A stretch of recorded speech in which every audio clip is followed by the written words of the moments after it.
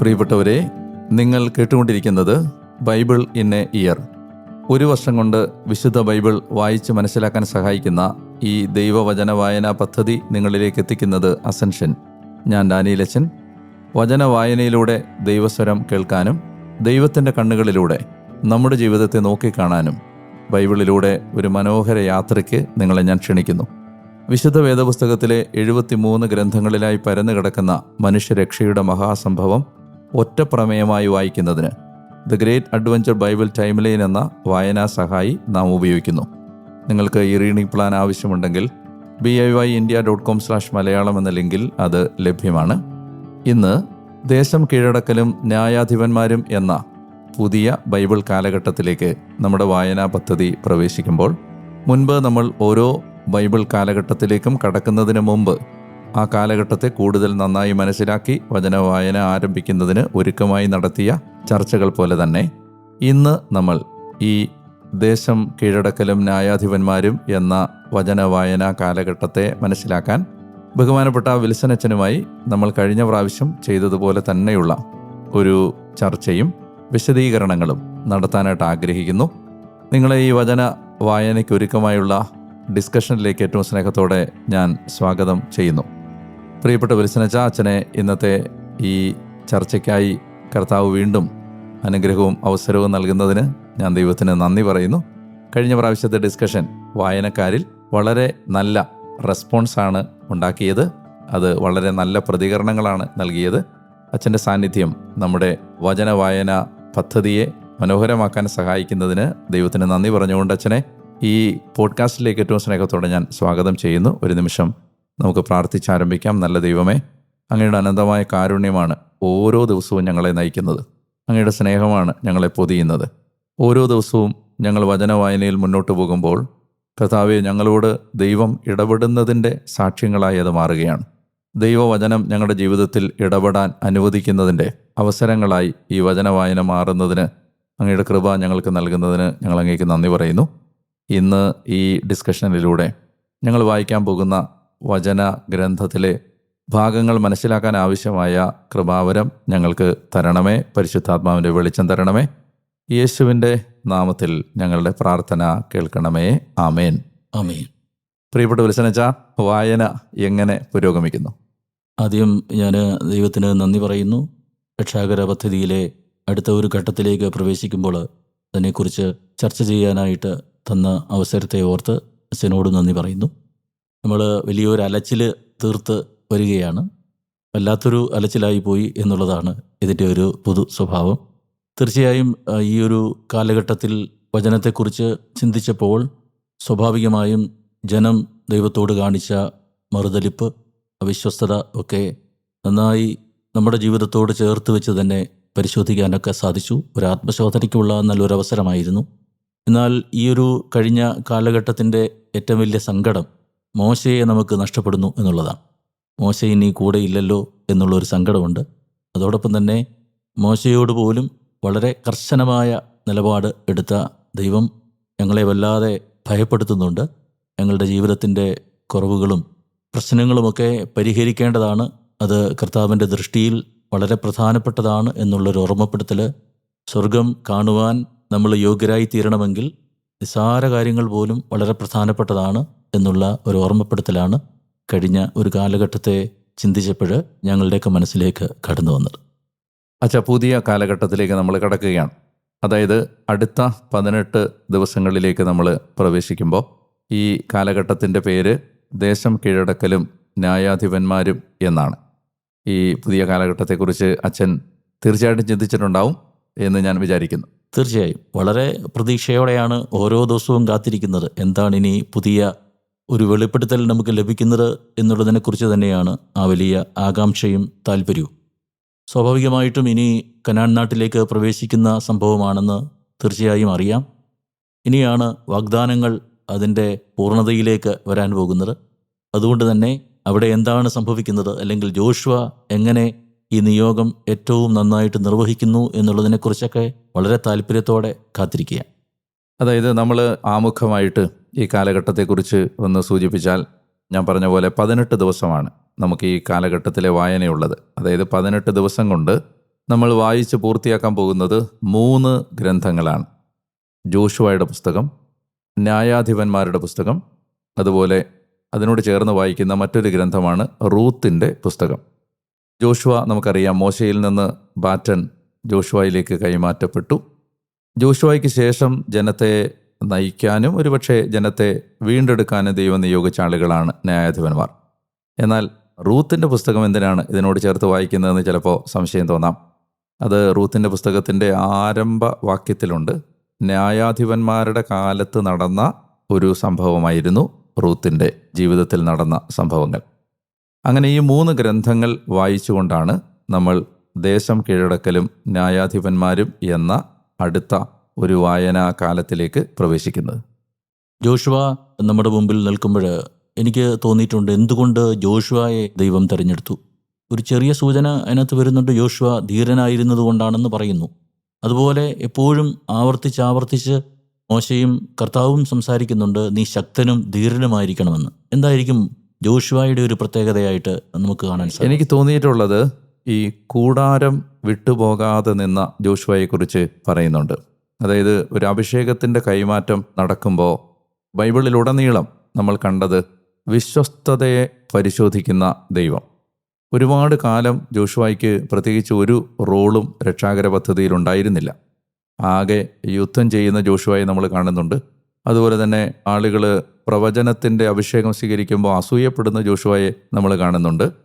അതിനപ്പുറത്ത് ജോഷുവയ്ക്ക് പ്രത്യേകിച്ച് മോശയുടെ കാലത്തധികം ഉത്തരവാദിത്വങ്ങൾ ഉണ്ടായിരുന്നില്ല. എന്നാൽ മോശ ജനത്തെ നയിക്കുന്ന ആ കാലഘട്ടം മുഴുവൻ കൂടാരം വിട്ടുപോകാതെ ഒരു അഭിഷേകത്തിൻ്റെയും കൃപയുടെയും സാന്നിധ്യത്തെ നഷ്ടപ്പെടുത്തി കളയാതെ വിശ്വസ്തയോടെ ജീവിച്ചു എന്നതാവും ഞാൻ മനസ്സിലാക്കുന്നിടത്തോളം ജോഷുവയുടെ മേൽ ഈ ഒരു കൈമാറ്റം നടക്കുന്നതിൻ്റെ കാരണം. അങ്ങനെ തീർച്ചയായിട്ടും മോശയെപ്പോലെ വലിയ ഒരു നേതാവ് മരിച്ചതിന് ശേഷം ഈ ജനത്തിൻ്റെ ഉത്തരവാദിത്വം ഏറ്റെടുക്കാൻ ആരാണെങ്കിലും ഭയപ്പെടും. കാരണം അത്രമേൽ മോശയെപ്പോലെ അനുഭവ സമ്പന്നനായ ഒരു മനുഷ്യൻ പോലും പലതവണ പരിഭ്രമിക്കുകയും പതറിപ്പോവുകയും ചെയ്ത ഒരു ജനമാണിത്. ആ ജനത്തിൻ്റെ മുമ്പിലാണ് ഈ മനുഷ്യൻ നിൽക്കുന്നത്. അതുകൊണ്ട് അദ്ദേഹത്തെ ശക്തിപ്പെടുത്തി അയക്കുന്നതാണ് നമ്മൾ യഥാർത്ഥത്തിൽ അച്ഛൻ പറഞ്ഞ പോലെ വായിക്കുന്ന ആദ്യ ഭാഗം. ഈ ജോഷുവ കനാൻ നാട്ടിലേക്ക് ചാരന്മാരെ അയക്കുന്ന സംഭവമൊക്കെയാണ് നമുക്ക് പിന്നെ കാണാൻ സാധിക്കുക. എന്നാണ് അതിൻ്റെ ഒരു അല്ലെങ്കിൽ റാഹാബ് എന്ന് പറയുന്ന ഒരു വേശ്യ സ്ത്രീയൊക്കെ ഇതിനോട് കൂട്ടിച്ചേർക്കുന്നതിൻ്റെ ഒരു ന്യായീകരണം എന്താണ്? അതായത് അത് വളരെ അച്ഛൻ യഥാർത്ഥത്തിൽ അതിൻ്റെ ഉള്ള് കണ്ടെത്തി അച്ഛൻ്റെ ശ്രദ്ധയിലൂടെ. എന്ന് വെച്ചാൽ ജോഷുവയുടെ പുസ്തകത്തിൽ നമ്മൾ കാണുന്ന വളരെ പ്രധാനപ്പെട്ട ഒരു പ്രമേയം ദേശം ജനത്തിന് വേണ്ടി കീഴടക്കുന്നതും വിഭജിക്കുന്നതുമാണ്. ഈ 2 കാര്യങ്ങളാണ് ജോഷുവയുടെ പുസ്തകത്തിൻ്റെ പ്രമേയം. ദേശം കീഴടക്കുന്നു, ദേശം വിഭജിക്കുന്നു. അപ്പോൾ ദേശം കീഴടക്കുന്നതിൻ്റെ ഭാഗമായിട്ടാണ് ചാരന്മാരെ അയക്കുന്നത്. ഈ ചാരന്മാരെ അയക്കുമ്പോൾ നമ്മൾ കാണുന്നൊരു പ്രത്യേകത, ജോഷുവ ഭൂതകാലങ്ങളിൽ നിന്ന് പാഠം പഠിച്ച ഒരാളായിരുന്നു. മോശ 12 ചാരന്മാരെ അയച്ച സ്ഥാനത്ത് ജോഷുവ 2 പേരെ അയക്കുന്നുള്ളൂ. കാരണം ജോഷുവയ്ക്ക് അറിയാം, 12 അയച്ചാലും 2 പേരെ വിശ്വസ്തരായിട്ട് കാണപ്പെടുകയുള്ളൂ. കൂടുതൽ പേര് പോകുന്തോറും ഇതിനകത്ത് അവിശ്വസ്തതയുടെ സാധ്യതകൾ മുൻകാല അനുഭവങ്ങളിൽ നിന്ന് ജോഷുവ പഠിക്കുകയാണ്. ഞാൻ മനസ്സിലാക്കുന്നിടത്തോളം ഈ പുസ്തകത്തിലെ ഏറ്റവും പ്രധാനപ്പെട്ട സംഭവമാണ് റാഹാബിൻ്റെ സംഭവം. അതായത് ഇനി മുന്നോട്ടുള്ള രക്ഷാകര ചരിത്രത്തിൻ്റെ ഒരു പ്രധാനപ്പെട്ട കഥാതന്തുവിനെ അല്ലെങ്കിൽ ഈ രക്ഷാകര സംഭവത്തിൻ്റെ പ്രധാനപ്പെട്ട ആ ത്രെഡിനെ മുന്നോട്ട് നയിക്കുന്ന വ്യക്തിയാണ് റാഹാബ്. അത് ഞാനിപ്പോൾ പറഞ്ഞാൽ അത് സസ്പെൻസ് പൊളിയും എന്നുള്ളതുകൊണ്ട് ഞാനതിപ്പോൾ പറയുന്നില്ല. ഈ റാഹാബ് എന്ന് പറയുന്ന ഈ വേശ്യാസ്ത്രീ യഥാർത്ഥത്തിൽ ഈ രക്ഷകന് വേണ്ടി കാത്തിരിക്കുന്ന ഒരു ജനതയുടെ ആ പ്രതീക്ഷയുടെ ചരിത്രത്തിലെ ഒരിക്കലും ഒഴിവാക്കാനാവാത്തൊരു ഭാഗമായിട്ട് മാറുന്നുണ്ട്. അത് എന്തുകൊണ്ടങ്ങനെ വന്നു എന്ന് ചോദിച്ചാൽ, ഈ സ്ത്രീ കാണിച്ച അവസരോചിതമായ ഒരു ട്രസ്റ്റ് നമ്മൾ ബൈബിളിലുടനീളം കാണാൻ പോകുന്ന, അല്ലെ കാണണമെന്ന് ദൈവം ആഗ്രഹിക്കുന്ന, സ്വീകരിക്കണമെന്ന് ആഗ്രഹിക്കുന്ന ഒരു പ്രമേയമാണല്ലോ ദൈവത്തോടുള്ള അന്ധമായ ട്രസ്റ്റ്.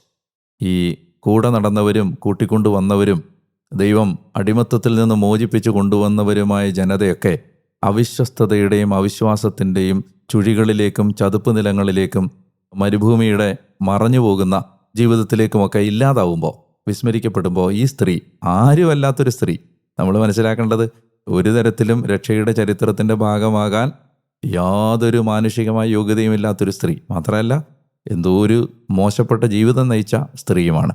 ആ സ്ത്രീ രക്ഷയുടെ ചരിത്രത്തിലേക്ക് ഈ തലയുയർത്തി നടന്നു കയറുന്ന മനോഹരമായ ഒരു കാഴ്ചയാണ് നമ്മൾ കാണുന്നത്. അതായത് ട്രസ്റ്റ് നിങ്ങളെ ഒരിക്കലും മരണമില്ലാത്തവരാക്കി മാറ്റും എന്ന ഒരു സൂചനയുണ്ട്. അതായത് ദൈവത്തെ അന്ധമായി വിശ്വസിക്കുന്നവർക്ക് മരണമില്ല, അവരുടെ ഭൂതകാലം എത്ര മോശപ്പെട്ടതാണെങ്കിൽ പോലും. ഒരു കാര്യം കൊണ്ട് ഞാൻ പറയാം, ഈ നമ്മൾ റൂത്തിനെയും വായിക്കുന്നുണ്ടല്ലോ, റാഹാബിനും റൂത്തിനും ഇടയിലാണ് ഈ രക്ഷാകര ചരിത്രത്തിൻ്റെ പ്രതീക്ഷയുടെ ഒരു തലം കിടക്കുന്നത്. കാരണം നമ്മൾ ഇനി വായിക്കാൻ പോകുന്ന ഭാഗം മുഴുവൻ നമ്മളെ സങ്കടപ്പെടുത്തുന്ന ഭാഗങ്ങളാണ്. അവിടെ അവിശ്വസ്തതയിലേക്ക് കൂപ്പുകുത്തുന്ന ഒരു മഹാജനത്തിൻ്റെ നടുവിൽ ഈ ദൈവം മനുഷ്യൻ്റെ രക്ഷയെ ഒരിക്കലും നഷ്ടപ്പെടുത്താൻ സമ്മതിക്കില്ല എന്നോ, അല്ലെങ്കിൽ പിശാചിനൊരിക്കലും രക്ഷാകര സംഭവത്തെ തകർക്കാൻ പറ്റില്ലല്ലോ എന്ന് ദൈവം പിശാചിൻ്റെ മുഖത്ത് നോക്കി പരിഹസിക്കുന്നത് 2 സ്ത്രീകളെ മുന്നിലേക്ക് നിർത്തി കാണിച്ചുകൊണ്ടാണ്. അപ്പോൾ റാഹാബിനും റൂത്തിനും ഇടയിലാണ് യഥാർത്ഥത്തിൽ നമ്മുടെ വായനയിലെ പ്രതീക്ഷകൾ കിടക്കുന്നത് മുഴുവൻ. അതുകൊണ്ട് വളരെ പ്രധാനപ്പെട്ടതാണ്. ഇനി മുന്നോട്ട് പോകുമ്പോൾ നമുക്കത് കൂടുതൽ വ്യക്തമാവുകയും ചെയ്യും. എനിക്ക് വളരെ കൗതുകകരമായിട്ട് തോന്നി. അതായത് ആ 12 പേരെ അയച്ചതും 2 പേരെ അയക്കുന്നതും, അതായത് 10 പേര് അവിശ്വസ്തരായിരുന്നപ്പോൾ 2 പേരെ കൊണ്ട് മതിയാകുന്നതേ ഉള്ളൂ എന്നുള്ള ആ ഒരു സൂചന. ഇനി വളരെ പ്രധാനപ്പെട്ട ഒരു കാര്യമായിട്ട് നമ്മൾ കാണാൻ പോകുന്നത്, ഞാൻ വിചാരിക്കുന്നു, ഈ യോർദാൻ മറികടക്കുന്നതാണ്. യോർദാൻ വിഭജിച്ചാണ് അതിലൂടെ ഈ ജനത്തെ കൊണ്ടുപോകുന്നത്. അപ്പോൾ പെട്ടെന്ന് ഓർമ്മ വരുന്നത് ചെങ്കടൽ തന്നെയാണ്. ഞാൻ മനസ്സിലാക്കുന്നത് ചെങ്കടൽ കടക്കാതെ തന്നെ വേണമെങ്കിൽ ഈ ജനത്തെ കർത്താവിന് നയിക്കാമായിരുന്നു. പക്ഷേ ചെങ്കടൽ കടത്തിയാണ് കൊണ്ടുവന്നത്. അതുപോലെ യോർദാനും വിഭജിക്കാതെ കനാൻ നാട്ടിലേക്ക് പ്രവേശിക്കാമായിരുന്നു, അതോ മനഃപൂർവ്വം അതിലൂടെ കൊണ്ടുവന്നതാണോ? തീർച്ചയായിട്ടും ജോർദാനിലൂടെ അല്ലാതെ പോകാൻ പറ്റും. കാരണം നമുക്കറിയാലോ, മുൻപ് ഈ കാനാൻ ദേശത്ത് നിന്ന് അനേകം പേര് ഈജിപ്തിലേക്ക് മുമ്പ് പോയിട്ടുണ്ട്. അവരൊന്നും ഈ ജോർദാൻ പിളർന്നല്ലല്ലോ പോയത്. അപ്പോൾ യഥാർത്ഥത്തിൽ ഇതിന് നമ്മൾ വായിക്കുന്ന ഒരു സാധാരണ കാഴ്ചയ്ക്കപ്പുറത്ത് ദൈവശാസ്ത്രപരമായ ചില കാരണങ്ങൾ ഉണ്ട്. അതിലേറ്റവും പ്രധാനപ്പെട്ട കാരണം, കാനാനിലെ പ്രധാനപ്പെട്ട ഒരു ദേവനായിരുന്നു ബാൽ. ബാല് വെള്ളത്തിൻ്റെ ദൈവമായിരുന്നു. അപ്പോൾ മഴ, മഞ്ഞ് ഇതെല്ലാം ബാലിൻ്റെ ഡിപ്പാർട്ട്മെൻറ്റാണെന്ന് അവർ വിശ്വസിച്ചിരുന്നു. അപ്പോൾ അങ്ങനെ വരുമ്പോൾ ഈ ബാലിനെ വലിയവനായി കാണുന്ന ഒരു ജനതയുടെ മുമ്പിൽ ഈ വെള്ളം പിളർക്കുന്ന യഹോവയെ ഇനി അക്കരെ അവർ കാണാൻ പോവുകയാണ്. അതായത് ഈ ബാലിനെ ഒന്നുമല്ലാതാക്കി മാറ്റി യഥാർത്ഥത്തിൽ കാനാൻ ദേശത്തേക്ക് ഇസ്രായേൽ കടക്കുന്നതിന് ഇപ്പോൾ അവരുടെ മുമ്പിലുള്ള തടസ്സം ജോർദാനിലെ വെള്ളമാണ്. യഥാർത്ഥത്തിൽ കുറച്ചുകൂടെ ആത്മീയ ലോകത്ത് നിന്ന് ചിന്തിച്ചാൽ ബാലാണ്. ആ ബാലിനെ 2ആയി പിളർന്ന് അക്കരെ എത്തിക്കുന്ന ദൈവത്തിൻ്റെ ഒരു അത്ഭുതകരമായ ശക്തി വെളിപ്പെടുത്തുന്ന സംഭവം കൂടിയാണ് വെള്ളം വിഭജിക്കുന്നത്. രണ്ടാമത്തേത്, തീർച്ചയായിട്ടും ഇതിനൊക്കെ പുതിയ നിയമ കാലഘട്ടത്തിലേക്ക് വരുമ്പോൾ ഒത്തിരി പുതിയ നിയമത്തിലെ അർത്ഥങ്ങളുണ്ടല്ലോ. നമ്മൾ കാനാൻ ദേശത്തേക്ക് പ്രവേശിക്കുന്ന മാമോദീസായുടെ ഏറ്റവും അടുത്ത പ്രതീകങ്ങളിലൊന്നാണ് ജോർദാൻ. ജോർദാനിലാണല്ലോ നമ്മുടെ സ്നാപകയോഹന്നാൻ ജ്ഞാനസ്നാനം നൽകുന്നതും ഈശോ സ്നാനം സ്വീകരിക്കുന്നതുമെല്ലാം. അപ്പോൾ പഴയ ജോഷുവ പഴയ കാനാനിലേക്ക് ജനത്തെ കയറ്റുന്ന ശുശ്രൂഷ തുടങ്ങുന്നത് ജോർദാനിലൂടെയാണ്. പുതിയ ജോഷുവ യേശുവും പുതിയ കാനാനിലേക്ക് ജനത്തെ നയിക്കുന്ന ശുശ്രൂഷ തുടങ്ങുന്നതും ഈ ജോർദാനിലൂടെയാണ്. പിന്നെ മാത്രമല്ല, പഴയ ഏലിയായെ നമ്മൾ കാണാതാവുന്നത് ജോർദാനിൽ വെച്ചാണ്. പുതിയ ഏലിയായ സ്നാപകയോഹന്നാനെ നമ്മൾ കാണുന്നത് ജോർദാനിൽ വെച്ചാണ്. ഇങ്ങനെ ഈ ജോർദാന് നമ്മളിപ്പോൾ കാണുന്ന ഒരു കാഴ്ചയ്ക്കപ്പുറത്ത് ഈ ജോർദാൻ വിഭജിച്ച് കാനാൻ ദേശത്ത് കയറുന്നതിന് പല മുഖങ്ങളുള്ള വ്യാഖ്യാനങ്ങൾ ഉണ്ട്. ഈ 2ാം പരിച്ഛേദനം നടക്കുന്ന ഗിൽഗാല്, അതും ഈ മാമോദീസായുമായിട്ട് എന്തെങ്കിലും നമുക്ക് ബന്ധം കാണാനായിട്ട് സാധിക്കും? വളരെ പ്രധാനപ്പെട്ട ഒരു കാര്യമാണ് ഈ പരിച്ഛേദനം. കാരണം നമുക്കറിയാം, ഈ 2ാം തലമുറയാണ് ഇപ്പോൾ അതിർത്തിയിലെത്തി നിൽക്കുന്നത്. അപ്പോൾ ആ 20 വയസ്സിന് താഴെയുള്ളവരെയാണല്ലോ. അപ്പോൾ തീർച്ചയായിട്ടും ഈ മരുഭൂമിയിലെ യാത്രക്കിടയിൽ കഴിഞ്ഞ 40 വർഷത്തിനിടയിൽ പരിച്ഛേദനം നടന്നതായി സൂചനകളില്ല. അപ്പോൾ അതുകൊണ്ട് തന്നെ ഈ ജനത്തെ പരിച്ഛേദനം ചെയ്യിക്കുന്ന സ്ഥലമാണ് ഗിൽഗാൽ. ഗിൽഗാലിനെ കുറിച്ച് പറഞ്ഞതുകൊണ്ട് ഞാൻ പറയാം, ഗിൽഗാലാണ് ഇവർ ജോർദാനിൽ കയറിക്കഴിയുമ്പോൾ, കാലുകുത്തി കഴിയുമ്പോൾ ആദ്യമായി ഇവർ ക്യാമ്പ് ചെയ്യുന്ന സ്ഥലം. അത് ഗിൽഗാലിൻ്റെ പ്രത്യേകത, ഈ ജെറീക്കോ കോട്ട കെട്ടി അടയ്ക്കപ്പെട്ട ഒരു നഗരമാണ്. അപ്പോൾ അതിനകത്തോട്ട് കയറാൻ ഇപ്പോൾ പറ്റില്ല. അപ്പോൾ ഈ ജെറീക്കോ കോട്ടയ്ക്ക് വെളിയിലുള്ള ഒരു ഓപ്പൺ സ്പേസ് ആയിരുന്നു, ഒരു ഫുട്ബോൾ ഗ്രൗണ്ട് പോലെ പരന്നു കിടന്ന ഒരു മൈതാനം പോലെയുള്ള സ്ഥലമാണ് ഈ ഗിൽഗാൽ. അവിടെയാണ് അവർ ആദ്യമായിട്ട് പാളയം അടിക്കുന്നത്. അപ്പോൾ ഇവിടെ ഈ ഗിൽഗാലിൽ ക്യാമ്പ് ചെയ്യുമ്പോൾ ഈ പേര് നമ്മൾ ഓർത്തിരിക്കണം ഇനി മുന്നോട്ടുള്ള വായനയിൽ. കാരണം ഗിൽഗാല് പിന്നീട് ഇവർക്ക് വലിയൊരു ടെംപ്ടേഷനായിട്ട് മാറുന്നുണ്ട്. കാരണം ഗിൽഗാലിൽ നിന്ന് പോകാൻ ഈ ജനം വിസമ്മതിക്കുന്ന ഒരു രംഗം നമ്മൾ പിന്നീട് ന്യായാധിപന്മാരുടെ വായനയിൽ കണ്ടെത്തും. അപ്പോൾ ഈ ഓപ്പൺ സ്പേസിൽ അവർ പാളയം അടിക്കുന്ന സമയത്താണ് അച്ഛൻ പറഞ്ഞ പോലെ അവർ പരിച്ഛേദനം നിർവഹിക്കുന്നത്. കാരണം പരിച്ഛേദനം ഉടമ്പടിയുടെ ഏറ്റവും പ്രകടമായ അടയാളമാണ്. ദൈവത്തോടുള്ള തങ്ങളുടെ ബന്ധത്തിൻ്റെ അടയാളമാണ്. അതായത് ഈ അപരിചിതമായ ശത്രു പതിയിരിക്കുന്ന ദേശത്തേക്ക് കടക്കുമ്പോൾ ഇവർക്കുള്ള ഏറ്റവും ശക്തമായ പ്രൊട്ടക്ഷനാണ് പരിച്ഛേദനം. ഇതുതന്നെയാണ് മാമോദീസായും. നമുക്ക് പല വിധത്തിൽ നമ്മുടെ നിത്യജീവനെ അപകടത്തിലാക്കാൻ സാധ്യതയുള്ള എല്ലാ ചതിക്കുഴികളും പതിയിരിക്കുന്ന ഒരു ലോകത്ത് നമുക്ക് ദൈവം ആത്മാവിൽ മായാത്ത മുദ്ര പതിച്ച് തന്നിരിക്കുന്ന ദൈവത്തിൻ്റെ സ്വന്തമാണെന്നുള്ള, ദൈവത്തിൻ്റേതാണെന്നുള്ള ആ ഓർമ്മപ്പെടുത്തലാണല്ലോ നമ്മുടെ മാമോദീസായും. അപ്പോൾ ആ അർത്ഥത്തിൽ ഒരു കാര്യം കൂടിയുണ്ട്. ഈ ഗിൽഗാലിൽ വെച്ചാണ് മന്ന നിലയ്ക്കുന്നത്.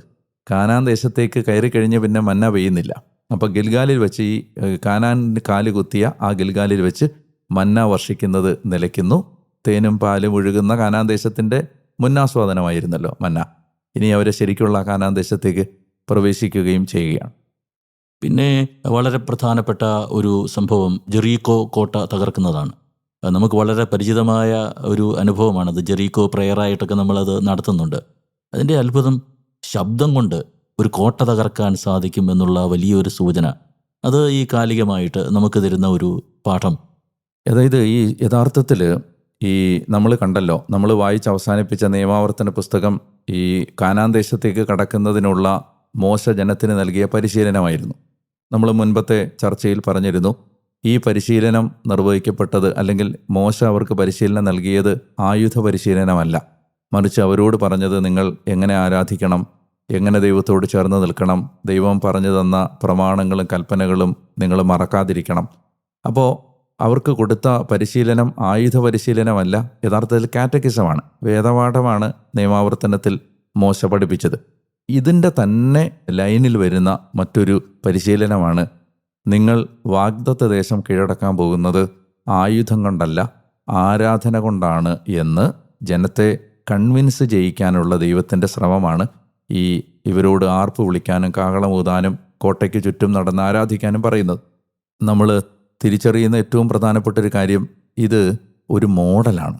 ഈ ജെറീക്കോ കീഴടക്കുന്നത് അല്ലെ കാനാൻ ദേശം കീഴടക്കുന്നത് മാത്രമല്ല, ഒരു വിശ്വാസിയുടെ ഏറ്റവും വലിയ ആയുധം ആരാധനയാണ്. നമ്മൾ യഥാർത്ഥത്തിൽ ഈ നമ്മുടെ മുമ്പിലുള്ള, ഇപ്പം ഇന്ന് നമ്മുടെ മുമ്പിൽ ജെറീക്കോ പോലെ ഉയർന്നു നിൽക്കുന്നത് ഭൗതികമായ പ്രതിസന്ധികൾ മാത്രമല്ല, ഒത്തിരി പ്രശ്നങ്ങൾ നമ്മൾ ആത്മീയമായിട്ട് നമ്മളെ അലട്ടുന്നുണ്ടല്ലോ. അത് വ്യക്തി ജീവിതത്തിലാണെങ്കിലും സഭയിലാണെങ്കിലും ഒക്കെ ഇതെല്ലാം പരിഹരിക്കപ്പെടേണ്ടത് ആരാധനയിലാണ്. നമ്മൾ കാണുന്നുണ്ട്, യഥാർത്ഥത്തിൽ ആരാധനയിലാണ് സാത്താൻ ഇന്ന് കൈവച്ചിരിക്കുന്നത്. ആരാധനയുടെ പേരിലാണ് പ്രതിസന്ധികൾ നടക്കുന്നത്. അതായത് അവൻ കൈവച്ചിരിക്കുന്നത് നമ്മുടെ മർമ്മപ്രധാനമായ ശക്തി കേന്ദ്രത്തിലാണ്. അതുകൊണ്ടാണ് നമ്മൾ ഈ ലോകത്തെ അതിജീവിച്ചുകൊണ്ടിരിക്കുന്നത്. അല്ലെങ്കിൽ ആത്മീയമായി ദൈവരാജ്യത്തിൻ്റെ കെട്ടുപണി നടക്കുന്നത് ഈ ആരാധനയിലാണ്. അപ്പോൾ ജെറീക്കോ കീഴടക്കുന്നത് വഴി ഇതൊരു മോഡലാണ്. ഒരു കാര്യം കൂടി അതിനോട് ചേർത്ത് പറയാനുള്ളത്, നമ്മൾ കാനാൻ്റെ ജിയോഗ്രഫി പരിശോധിക്കുമ്പോൾ ജെറീക്കോ കാനാൻ ദേശത്തിൻ്റെ മധ്യഭാഗത്തായിട്ട് വരുന്ന ഒരു സ്ഥലമാണ്, സെൻറ്ററാണത്.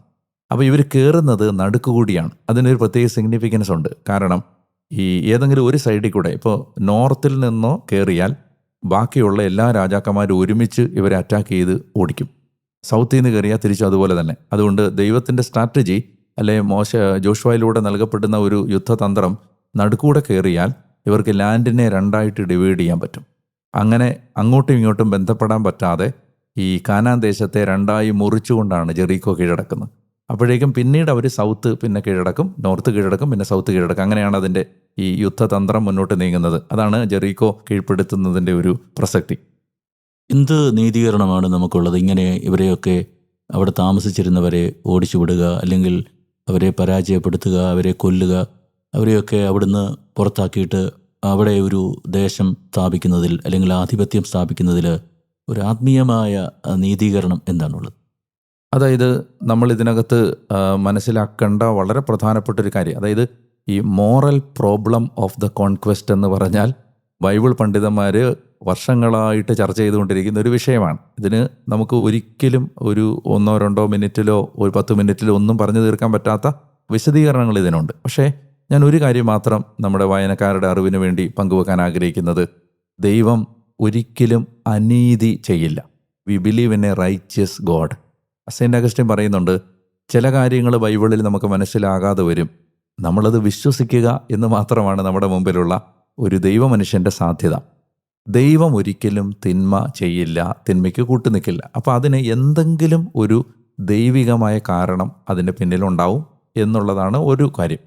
ഇനി അങ്ങനെ കാരണങ്ങൾ കണ്ടെത്തുമ്പോൾ ഞാൻ മനസ്സിലാക്കുന്നിടത്തോളം ഈ ഒരു തരത്തിലും ഇനി ഒരടി പോലും ജീവിക്കാൻ അനുവദിക്കാൻ സമ്മതിക്കാത്ത വിധത്തിൽ അത്രയധികം മ്ലേച്ഛതയുടെ നാടായിരുന്നു കാനാൻ.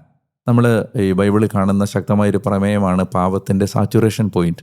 അതായത് ഒരു പോയിന്റ് കഴിഞ്ഞാൽ പിന്നെ ദൈവം തിന്മ അനുവദിക്കില്ല. അപ്പോൾ അതിനെയാണല്ലോ നമ്മൾ റാത്ത് അല്ലെ ക്രോധം എന്ന് വിളിക്കുന്നത്. ദൈവത്തിൻ്റെ ക്രോധം വരികയാണ്.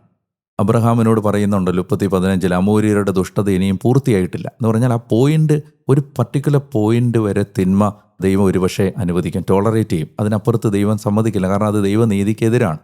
ഈ കാനാൻ്റെ പ്രശ്നം എന്താണെന്ന് വെച്ചാൽ ഒരു 3 ദേവന്മാർ, 1 ഏൽ, 2 അഷേര, 3 ഇവരുടെ കുഞ്ഞ് എന്നവർ വിശ്വസിച്ചിരുന്ന ബാൽ, ഇങ്ങനെ 3 ദേവന്മാരെയാണ് ഇവർ ഈ ലാൻഡ് പ്രധാനമായും ആരാധിച്ചിരുന്നത്. ഇതിലെ അഷേര ഫെർട്ടിലിറ്റിയുടെ ദേവതയാണ്. അവരെ പ്രസാദിപ്പിക്കാൻ വേണ്ടി, ആ ദേവതയെ പ്രസാദിപ്പിക്കാൻ വേണ്ടി ഈ ദേവദാസി സമ്പ്രദായവും പുരുഷവേശ്യാ സമ്പ്രദായവും ക്ഷേത്രങ്ങളിലുണ്ടായിരുന്നു. അത് നമ്മൾ ഇനി മുന്നോട്ടുള്ള വായനയിൽ കാണാൻ പറ്റും. മാത്രമല്ല ബാലിനെ പ്രസാദിപ്പിക്കാൻ സമാനമായ ആരാധനകളുണ്ട്. വേറൊരു ദേവനാണ് മൊളേക്ക്. ഈ അഷേരയ്ക്കും ബാലിനും പുറമെ ഉണ്ടായിരുന്ന ഒരു ദേവനാണ് മൊളേക്ക്. ഈ ബെൻഹിന്നോം താഴ്വരയിൽ മൊളേക്കിനൊരു പൂജാഗ്രഹം ഉണ്ടായിരുന്നു. വലിയ ഒരു കൂറ്റൻ പ്രതിമ, ഒരു വെങ്കല പ്രതിമ. ഈ പ്രതിമ ഇങ്ങനെ 2 കൈയും നീട്ടി നിൽക്കുകയാണ്. ഈ 2 കൈയും വലിയ വലിപ്പമുള്ള കൈകളാണ് മൊളേക്കിന്. എന്നിട്ട് ഈ 2 കൈയുടെ അടിയിൽ തീയിട്ട് ചുട്ടുപഴിപ്പിച്ചിട്ട് ഈ ശിശു ബലി നടത്തുമ്പോൾ, കുഞ്ഞുങ്ങളെ ഹോമിക്കുമ്പോൾ ഈ കൈയിലേക്കാണ് കുഞ്ഞുങ്ങളെ വെച്ച് കൊടുക്കുന്നത്. അപ്പോൾ അങ്ങനെ ഈ ചുട്ടുപഴുത്ത് നിൽക്കുന്ന മൊളേക്കിൻ്റെ കൈകളിലേക്ക് ഇരുന്ന് ചാരമായി പോകുന്ന കുഞ്ഞുങ്ങൾ വെന്തെരിയുമ്പോൾ ഈ കുഞ്ഞുങ്ങൾ കിടന്ന് കാറിക്കൂവി കരയുമ്പോൾ അവരെ കൊണ്ടുവന്ന അപ്പനോ അമ്മയോ അത് കേൾക്കാതിരിക്കാൻ ഈ പുരോഹിതന്മാർ പെരുമ്പറ കൂട്ടുമായിരുന്നു, ചെണ്ടയടിക്കുമായിരുന്നു. അപ്പോൾ ഇതുപോലെയുള്ള 100 കണക്കിന് മനുഷ്യ മനസാക്ഷിയെ മരവിപ്പിക്കുന്ന വിധത്തിലുള്ള നികൃഷ്ടമായ ജീവിതം നയിച്ചിരുന്ന ഒരു ജനത. അതുകൊണ്ടാണ് ഈ മരുഭൂമിയിൽ ഇത്രയും പ്രിപ്പറേഷൻസ് ദൈവം കൊടുക്കുന്നത്. ഈ ജനതയോട് ഒരിക്കലും ഇടകലരരുത്, അവരെ തുടച്ചു മാറ്റണം, അക്ഷേര പ്രതിഷ്ഠകൾ തുടച്ചു കളയണം, ബാലിൻ്റെ പ്രതിമകൾ തകർത്ത് കളയണം, പൂജാഗിരികൾ നശിപ്പിക്കണം എന്നൊക്കെ ദൈവം ഇത്രയും ഇൻസിസ്റ്റ് ചെയ്യുന്നതിൻ്റെ കാരണം എപ്പോഴും നമ്മൾ ഈ തിന്മ നിറഞ്ഞു നിൽക്കുന്ന ഒരു കൾച്ചറിൻ്റെ ഭാഗമാകുമ്പോൾ സ്വാഭാവികമായിട്ട് അതിന് സ്വാധീനം ഉണ്ടാവും. നമ്മൾ ഈ ദൈവം ഇത്രയും ഗൗരവത്തോടെ ഇത് കണ്ടത് എത്ര മുൻകൂട്ടിയായിരുന്നു എന്ന് നമ്മളെ ബോധ്യപ്പെടുത്തുന്നതാണ് ഇനി ഇസ്രായേലിൻ്റെ മുന്നോട്ടുള്ള ചരിത്രം മുഴുവൻ. ഇത്രയും ദൈവം ശ്രദ്ധിച്ചിട്ടും പിന്നീട് അവർ ഇതൊന്നും നശിപ്പിച്ചില്ല, അവരെ വൈപ്പ് ഔട്ട് ചെയ്തില്ല. അപ്പോൾ മോറൽ റെസൊല്യൂഷൻ അല്ലെങ്കിൽ ഇതിൻ്റെ ഒരു സൊല്യൂഷൻ എന്ന് പറയുന്നത്, അല്ലെങ്കിൽ നമുക്ക് കണ്ടെത്താൻ കഴിയുന്ന ഒരു ന്യായീകരണം എന്ന് പറയുന്നത്, ഈ ജനതയ്ക്ക് ഇനി സർവൈവ് ചെയ്യപ്പെടാൻ ഒരു അവകാശവും ഇല്ലാത്ത വിധത്തിൽ അത്രയധികം. അപ്പോൾ ഇനി നമുക്കതിനെ കുറ്റം പറയാൻ പറ്റില്ല. കാരണം എന്താ, ദൈവം ഒരിക്കലും പാർഷ്യൽ അല്ല എന്ന് നമുക്ക് മനസ്സിലാവും.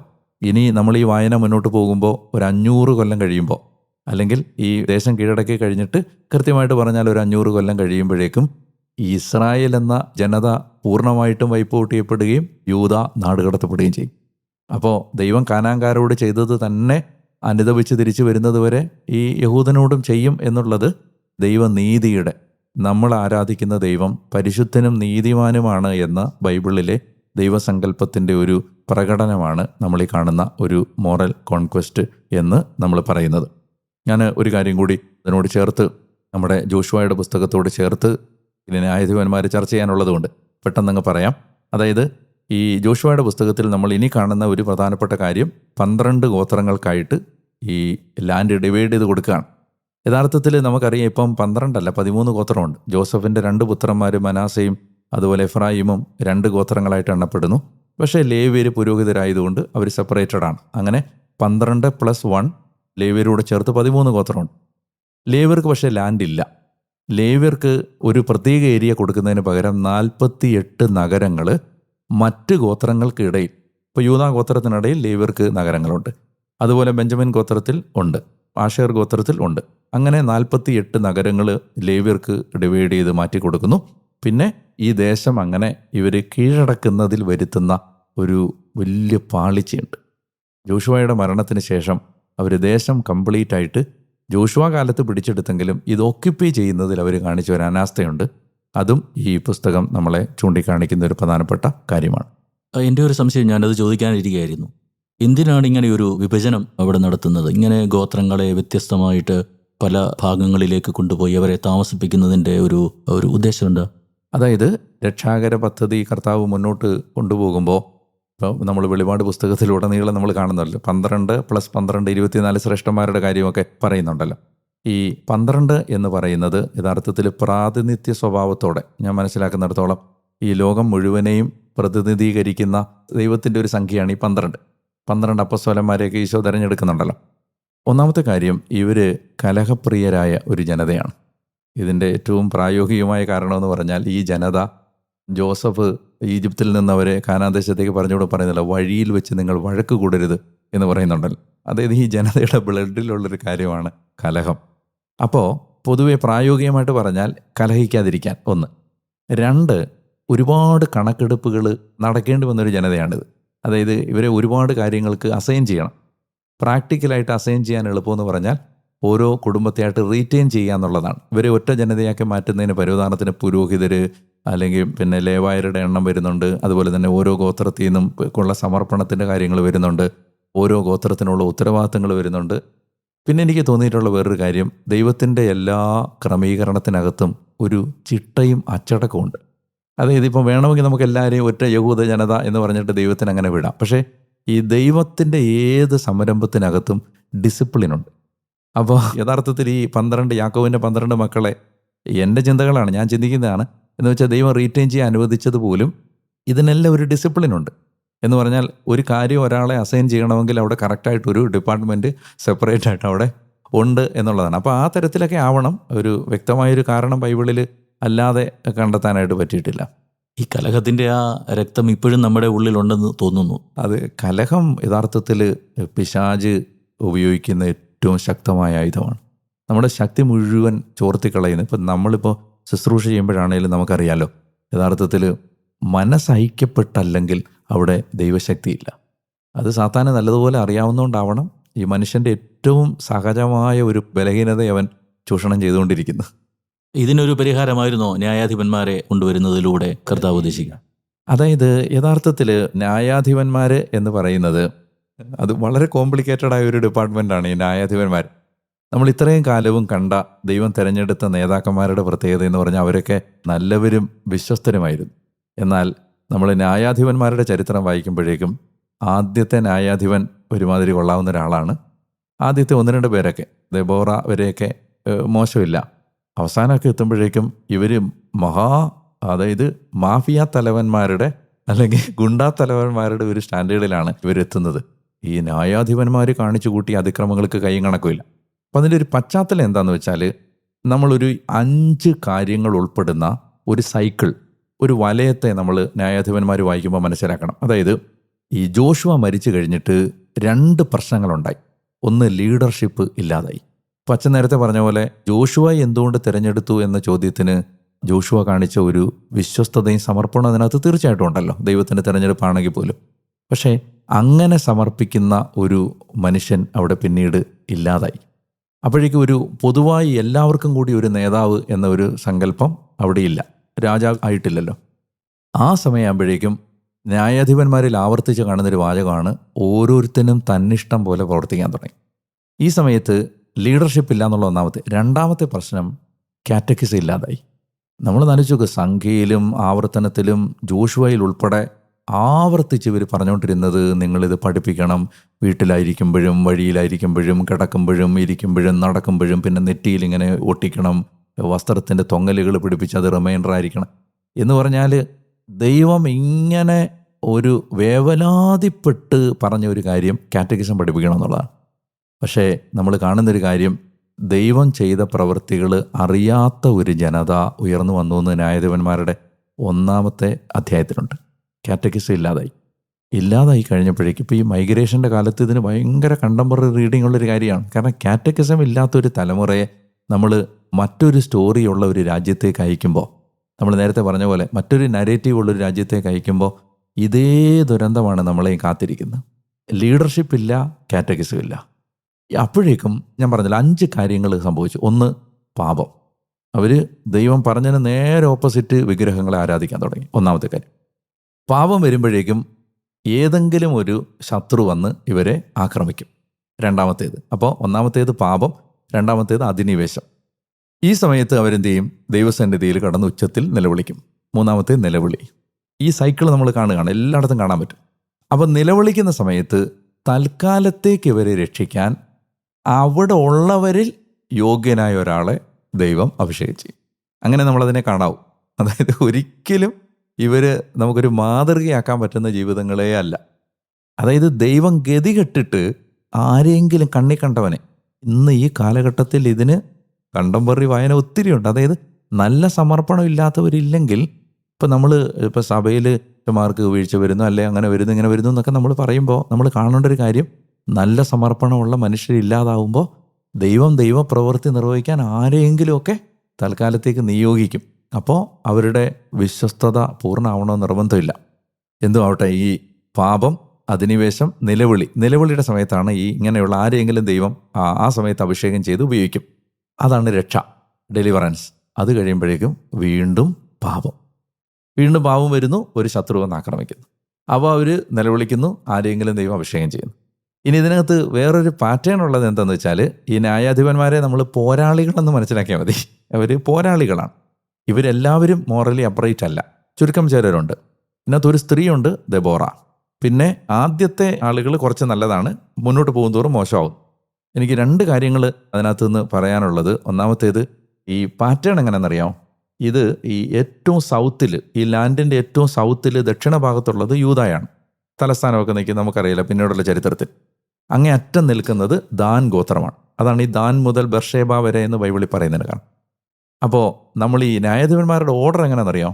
ആദ്യത്തെ ന്യായാധിപൻ യൂദായിൽ നിന്ന്, പിന്നെ ആ ഓർഡർ അനുസരിച്ച് അവസാനത്തെ ന്യായാധിപൻ ദാനിൽ നിന്ന്. അപ്പോൾ ഈ ന്യായാധിപന്മാരുടെ പുസ്തകത്തിൽ ഇവരെ സ്ട്രക്ചർ ചെയ്തിരിക്കുന്നത് ഓരോ ഗോത്രത്തിൽ നിന്നും ഓരോ ന്യായാധിപൻ്റെ ചരിത്രമാണ് യഥാർത്ഥത്തിൽ ഇത്. അപ്പോൾ യൂദാ മുതൽ ദാൻ വരെ.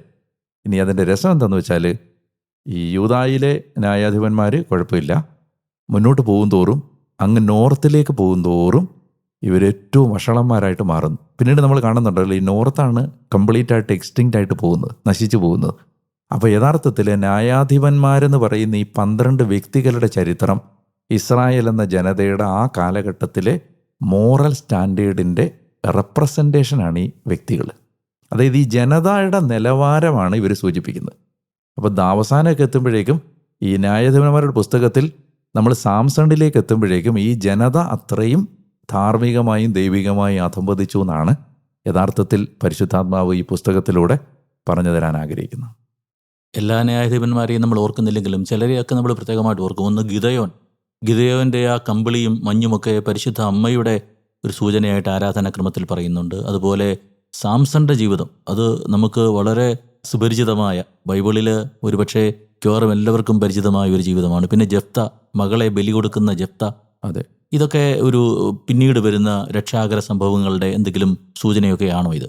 അതായത് നമ്മൾ ബൈബിളിലെ ഏത് സംഭവത്തിനും മുന്നോട്ടുള്ള രക്ഷാകര ചരിത്രത്തിൽ പ്രസക്തിയും പ്രാധാന്യവും ഉണ്ട് എന്ന നിലയിൽ അച്ഛൻ നേരത്തെ പറഞ്ഞ പോലെ ഗിദയോൻ്റെ ജീവിതത്തിലെ കാര്യങ്ങൾ, അതുപോലെ സാംസന്റെ ജീവിതത്തിലെ കാര്യങ്ങളെല്ലാം അപ്പോസ്തലനായ പൗലോസ് പറയുന്നത് പോലെ 2 രീതിയിലാണ് ബൈബിളിലെ സംഭവങ്ങൾ നമ്മളെ സ്വാധീനിക്കുന്നത്. ഒന്ന്, നന്മകൾ സ്വാംശീകരിക്കാനും, അല്ലെങ്കിൽ ഒരു ജീവിതം എങ്ങനെ ആവണമെന്നതിൻ്റെ മാതൃകയും എങ്ങനെ ആവരുത് എന്നതിൻ്റെ മാതൃകയുമാണ് യഥാർത്ഥത്തിൽ ബൈബിളിലെ മുഴുവൻ സംഭവങ്ങളും നമ്മളെ പഠിപ്പിക്കുന്നത്.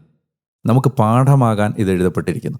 ഇപ്പോൾ അച്ഛൻ നേരത്തെ പറഞ്ഞ പോലെ ഗിദയോൻ ആരംഭത്തിൽ വളരെ നല്ല മനുഷ്യനായിരുന്നു.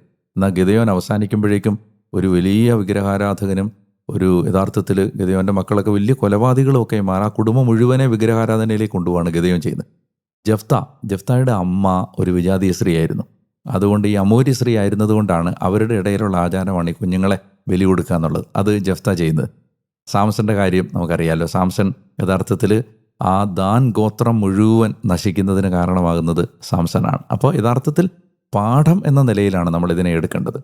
ഈ നിരാശ കലർന്ന ചരിത്രങ്ങൾ നമ്മളെ പഠിപ്പിക്കേണ്ടത്, എപ്പോഴും പറയുന്ന പോലെ ബൈബിളിലെ സംഭവങ്ങളും കഥാപാത്രങ്ങളും നമ്മളിൽ നിന്ന് വേറിട്ട ആളുകളല്ല. ഈ നമ്മളെ കണ്ടെത്തുന്ന ഇടമാണ് ബൈബിൾ. മക്കളെ ബലി കൊടുക്കുന്ന കാര്യം പറയുമ്പോഴേ അതിനെ പക്ഷെ നമ്മളിന്ന് കാണുന്ന ഒത്തിരി സംഭവങ്ങളൊക്കെ ഇതുമായിട്ട് നമുക്ക് ബന്ധിപ്പിക്കാൻ പറ്റുമോ അതിനെ വല്ലതും? അത് യഥാർത്ഥത്തിൽ ഇതെല്ലാം, അതായത് ഇപ്പോൾ നമ്മളിപ്പോൾ അച്ഛൻ്റെ മനസ്സിൽ വന്നത് ഈ ദിവസങ്ങളിലൊക്കെ നടന്ന സംഭവങ്ങളായിരിക്കുമല്ലോ. അതെ അതെ അതെ. യഥാർത്ഥത്തിൽ ഇതെല്ലാം ഒരുപക്ഷെ സൂചിപ്പിക്കുന്നത് ഒരു ജനതയുടെ അധംപതനത്തിൻ്റെ തലങ്ങളാണ്.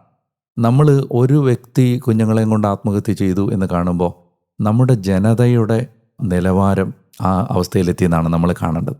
അതായത് ഒരു ചെങ്ങലയുടെ ബലം അതിലേറ്റവും ദുർബലമായ കണ്ണിയുടെ ബലമാണെന്ന് പറയുന്നത് പോലെ യഥാർത്ഥത്തിൽ നമുക്ക് എന്തുമാത്രം നമ്മൾ ഉയർന്ന തലത്തിൽ ജീവിക്കേണ്ട ഒരു ജനത എന്തുമാത്രം ഒരു തകർച്ചയിലേക്ക് പോകുന്നു. ഒറ്റപ്പെട്ട വ്യക്തികളല്ല നമ്മൾ യഥാർത്ഥത്തിൽ കുറ്റപ്പെടുത്തേണ്ടത്. ഇതിന് നമ്മൾ ഈക്വലി കൾപ്പബിളാണ് എല്ലാവരും. ഇപ്പം ഞാൻ കഴിഞ്ഞ ദിവസം പറയായിരുന്നു, കൈനയും കുഞ്ഞുങ്ങളും മരിച്ചതിൻ്റെ ഉത്തരവാദി ഞാനും കൂടിയാണ്. അതായത് വെളിച്ചം കൊടുക്കേണ്ട സാധ്യതകൾ എവിടെയോ അസ്തമിച്ചു പോയിട്ടല്ലേ. കാരണം ആത്മഹത്യ ചെയ്യുന്ന ഏതൊരു മനുഷ്യനെയും ആത്മഹത്യയിലേക്ക് നയിക്കുന്നത് ഒരു നിമിഷത്തെ ചിന്തയാണ്. ആ ഒരു നിമിഷത്തിൽ പിടിച്ചു നിർത്താൻ പറ്റുന്ന എന്തോ ഒന്ന് കൊടുക്കാൻ നമ്മുടെ കാലം അല്ലെങ്കിൽ നമ്മൾ പരാജയപ്പെട്ടിട്ടാണ് ഇതെല്ലാം സംഭവിക്കുന്നത്. അപ്പോൾ യഥാർത്ഥത്തിൽ നമ്മൾ അവരുടെ ഭർത്താവിനെയോ കുടുംബക്കാരെയോ ഒക്കെ കുറ്റപ്പെടുത്തുന്നതിന് ഉപരി നമ്മളെ കുറ്റപ്പെടുത്തേണ്ട കാലമാണിത്. ഇത് ഈ ന്യായാധിപന്മാർ പറയുന്നത് പോലെ ഒരു ജനതയുടെ ദൈവികമായതും ധാർമ്മികമായതുമായ അധപതനത്തിൻ്റെ ചരിത്രമാണ് ഈ സംഭവങ്ങൾ നമ്മളെ ഓർമ്മിപ്പിച്ചുകൊണ്ടിരിക്കുന്നത്. അതുകൊണ്ട് തന്നെ നമുക്കറിയാലോ, ബൈബിൾ ഏതോ ഭൂതകാലത്തിൽ നിന്ന് പഴങ്കഥകൾ പറഞ്ഞു തരുന്നൊരു ഗ്രന്ഥം എന്നതിനുപരി ഇത് നമ്മുടെ ജീവിതമാണ്. നമ്മളെ കാണുകയാണ്, നമ്മളെ കണ്ടെത്തുകയാണ്. അങ്ങനെ നിരാശപ്പെട്ടിരിക്കുന്നവർക്ക് പ്രത്യാശ കൊടുക്കുന്ന ഒരു ജീവിതം തോന്നുന്നു രൂത്തിൻ്റെ ജീവിതം, അല്ലേ? അച്ഛൻ അത് പറഞ്ഞ് നമുക്ക് അവസാനിപ്പിക്കാം. അതായത് യഥാർത്ഥത്തിൽ ഈ തിരഞ്ഞെടുക്കപ്പെട്ടവർ വീണു പോകുമ്പോൾ ഈശോ പറഞ്ഞില്ലേ, നിങ്ങൾ ആർത്ത് വിളിച്ചില്ലെങ്കിൽ ഈ കല്ലുകൾ ആർത്ത് വിളിക്കും. ഈ രക്ഷയുടെ ചരിത്രത്തിലേക്ക് ഈ വെളിമ്പറമ്പുകളിൽ നിന്ന് ഈ മുഖ്യപാതയിലേക്ക് ആരും ശ്രദ്ധിക്കാത്ത ചിലർ കയറി വന്ന് നിൽക്കുന്നതാണ്. ഞാൻ ഈ കഴിഞ്ഞ ദിവസം നമ്മുടെ കാർത്തികേയൻ എന്ന് പറയുന്ന ഒരു പാസ്റ്ററിനെ അച്ഛൻ കണ്ടിട്ടുണ്ടോ എന്ന് എനിക്കറിയില്ല, ഈ യൂട്യൂബിലുണ്ട്. മനോഹരമായിട്ട് പാടുന്ന ഒരാളാണ്. അപ്പോൾ ഒരു പാവപ്പെട്ട മനുഷ്യൻ, അയാൾ പാടുന്നത് തൊണ്ടയെന്നല്ല ചങ്കിന്നാണ്. അപ്പോൾ ഞാൻ ആ പാട്ട് അദ്ദേഹത്തിൻ്റെ ഈശോയെക്കുറിച്ചുള്ള പാട്ടുകളാണ് അദ്ദേഹം പാടുന്നത്. ഈ വഴിയിലൊക്കെ നിന്ന് പ്രസംഗിക്കുന്ന ആളാണ്.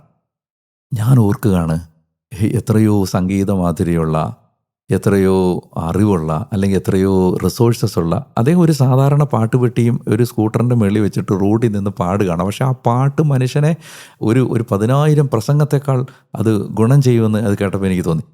അതായത് ഈ തിരഞ്ഞെടുക്കപ്പെട്ടു എന്ന് അവകാശപ്പെടുന്നവർ നിസ്സഹായരായി നിൽക്കേണ്ടി വരുന്നിടത്ത് ദൈവം ചില സാധാരണ ജീവിതങ്ങളെ, അക്ഷരം കൂട്ടി വായിക്കാൻ അറിയാത്തവരെ, സ്കൂളിൽ പോയിട്ടില്ലാത്തവരെ, ഒരുപക്ഷെ സമൂഹത്തിൻ്റെ കണ്ണിൽ നമ്മളൊക്കെ പറയുന്ന മാനദണ്ഡങ്ങൾ വെച്ച് വലിയ മഹിമയൊന്നും ഇല്ലാത്ത ജീവിതങ്ങളെ ദൈവം പൊക്കിയെടുക്കുകയാണ്. എനിക്കിതൊക്കെ കാണുമ്പോഴേക്കും എനിക്ക് ഭയങ്കര എന്നെ അങ്ങ് വല്ലാതെ ഇത് വെല്ലുവിളിക്കുന്ന പോലെയാണ് എനിക്ക് തോന്നുന്നത്. നമ്മളെ ഇത് വല്ലാതെ പ്രകോപിപ്പിക്കുകയാണ്. കാരണം ഈ നമ്മൾ ചെയ്യേണ്ട ഉത്തരവാദിത്തങ്ങൾ ചെയ്യുന്നതിൽ നമ്മൾ വീണ് പോകുന്നിടത്ത് ദൈവത്തിന് വേറെ വഴിയില്ല. അപ്പോൾ റൂത്ത് യഥാർത്ഥത്തിൽ ഇങ്ങനെ വെളിമ്പറമ്പുകളിൽ നിന്നോ വഴിയോരങ്ങളിൽ നിന്നോ ഈ നമ്മുടെ കൗറിയങ്കാരൻ ശിമയോനെ പോലെ ഈ മുഖ്യധാരയിലേക്ക് കയറി വന്ന ഒരാളാണ്. സമർപ്പണം അസാധാരണമായിരുന്നു. അത് നമുക്ക് റൂത്ത് വായിക്കുമ്പോൾ കൂടുതൽ വിശദീകരിക്കാം. അസാധാരണമായിരുന്നു സമർപ്പണം. ഒടുവിൽ ഈ റാഹാബും റൂത്തും ഒക്കെ ഈശോയുടെ മുത്തശ്ശിമാരായി മാറി എന്ന ആ കണ്ണ് നനയിക്കുന്ന യാഥാർത്ഥ്യം നമ്മളെ ഓർമ്മിപ്പിക്കുന്നത് ഒരുപക്ഷെ നമ്മൾ ഗൗരവമായെടുക്കാത്ത ജീവിതങ്ങളായിരിക്കും ദൈവം രക്ഷ മുന്നോട്ട് കൊണ്ടുപോകാൻ ഉപയോഗിക്കുന്ന വഴികൾ. നമുക്ക് വളരെ ഫലപ്രദമായ ഒരു ചർച്ച എന്ന് എനിക്ക് തോന്നുന്നു. നമ്മുടെ കഴിഞ്ഞ ചർച്ചയെക്കാളും കുറെ കൂടെ ഹൃദയസ്പർശിയായിരുന്നു. നമുക്ക് തീർച്ചയായിട്ടും അച്ഛൻ്റെ സാന്നിധ്യത്തിന് ഞാൻ ദൈവത്തിന് നന്ദി പറയുന്നു. പ്രിയപ്പെട്ടവരെ, നമ്മുടെ വിൽസൺ തട്ടാരുന്നുണ്ടിൽ അച്ഛൻ, ഞാൻ കഴിഞ്ഞ എപ്പിസോഡിൽ പറഞ്ഞ പോലെ നമ്മുടെ ഈ വചന വ്യാപനത്തിനുള്ള യാത്രയിൽ നമ്മുടെ കൂടെ ഒരുപക്ഷെ തോളോട് തോൾ ചേർന്ന് നിൽക്കുന്ന വളരെ പ്രധാനപ്പെട്ടൊരു വ്യക്തിയാണ്. അച്ഛനെ ഓർത്ത് നമുക്ക് ദൈവത്തിന് നന്ദി പറയാം. നിങ്ങൾ ഈ ചർച്ച കേട്ട് അതിൻ്റെ വെളിച്ചത്തിൽ നമുക്കിനി ന്യായാധിപന്മാരുടെയും ജോഷുവയുടെയും റൂത്തിൻ്റെയും പുസ്തകം വായിക്കാൻ ദൈവം നിങ്ങളെ കൂടുതൽ സഹായിക്കട്ടെ എന്ന് ഞാൻ പ്രാർത്ഥിക്കുന്നു. നിങ്ങൾ ഈ വചന വായനാ പദ്ധതിയെ മറ്റുള്ളവർക്ക് പരിചയപ്പെടുത്തണം. കൂടുതൽ ദൈവത്തിൽ ആഴപ്പെടാൻ നമ്മളെ ഇത് സഹായിക്കട്ടെ. നിങ്ങളുടെ ഈ ദിവസം കർത്താവ് അനുഗ്രഹിക്കട്ടെ എന്ന് ഞാൻ പ്രാർത്ഥിക്കുന്നു. നാളെ മുതൽ അതിശക്തമായ ദൈവത്തിൻ്റെ വചനത്തിൻ്റെ പുതിയ തലങ്ങൾ കണ്ടെത്താൻ കർത്താവ് നിങ്ങളെ സഹായിക്കട്ടെ. സർവശക്തനായ ദൈവം പിതാവും പുത്രനും പരിശുദ്ധാത്മാവും നിങ്ങളെ അനുഗ്രഹിക്കട്ടെ. ആമേൻ. ആമേൻ.